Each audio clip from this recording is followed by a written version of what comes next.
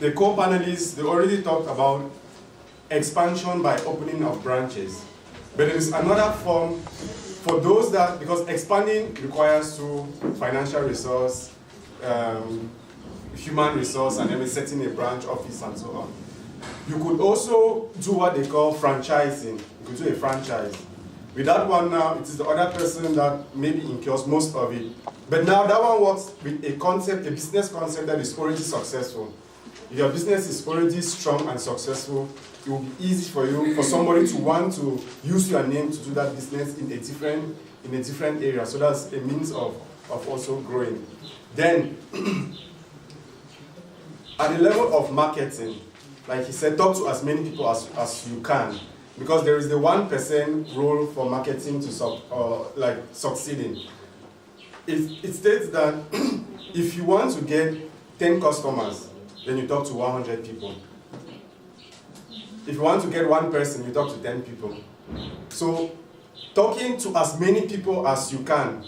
Sometimes somebody will buy something, not because the person actually wants it, but I've been hearing about it all the time, maybe on the radio, on Facebook, on everywhere. I'm hearing about what is it all about, and the person will be pushed to try it. Or when the person tries, maybe if it is good, the person sticks. Then, what can make your business not to grow? Some of those elements, elements that hinder growth for small businesses. I will talk about one that affects businesses in Cameroon in particular. It is customer service. People now don't just buy what you sell, they buy the service. That connection, that's what people buy. An example that somebody, when we were attending a seminar like this one lady shared with us. He went to a bakery. Usually there is a particular kind of bread that she always goes there to buy. So that day she came, she did not find the bread on the shelf. So she was like, "Madam, that bread over 50-50 don't finish." And her response was, "If you don't see her for counter, you say don't finish." You understand?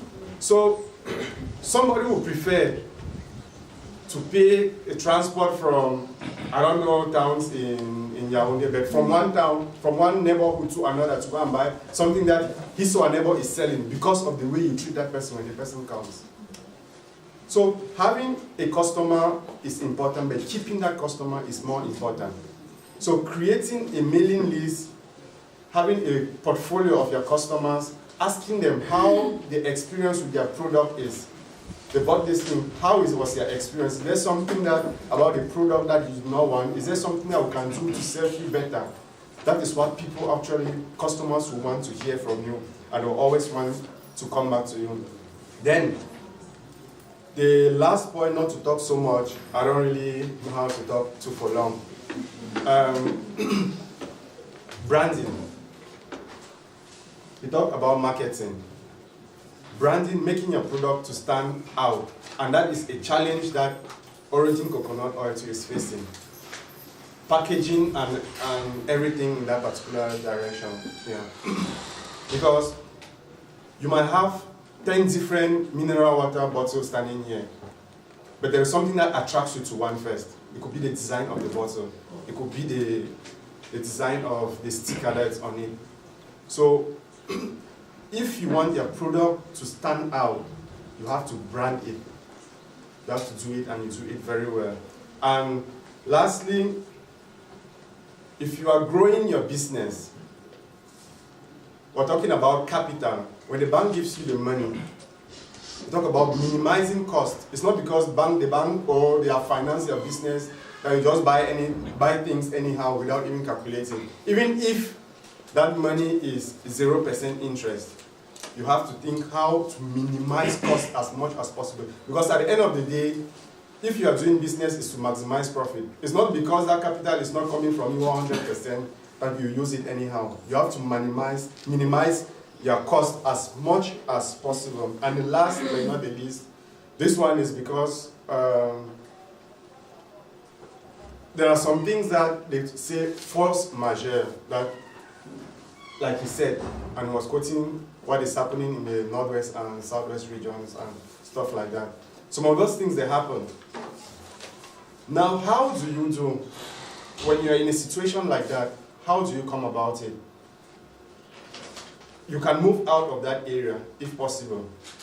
You can transfer your business, remove it from that affected area. It could be an earthquake, it could be war, it could be anything which is not within it's not your making.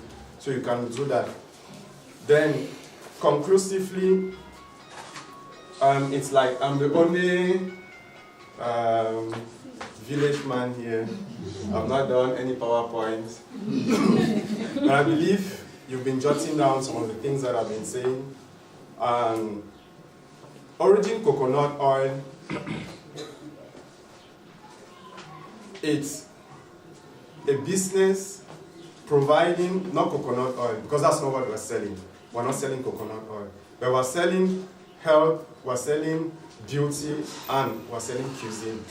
Those are the things that we're selling. Which means what you sell is not your product, but it is what the people that will be buying benefit from. That is what you sell. So if somebody asks you what you are selling, it is not that physical stuff that you are selling. Give the person the advantages of your product. What that person buys, what the person benefits from it. I'm not the only person doing coconut oil. But why would somebody want to buy mine? I cannot just, if you ask me what am I selling, I will not tell you that I'm selling coconut oil. It will not strike you. But if I tell women, because now makeup is everywhere, women, they do that makeup. If I tell you that Origin coconut oil is that product that helps you to remove your makeup from your face without any effect on your skin. At the same time, it's nourishing your skin, and at the same time, it's still providing you that function of removing your makeup without any adverse effect on your skin. So that is how you sell your product, by telling somebody the benefit of that particular product. Yeah, thank you.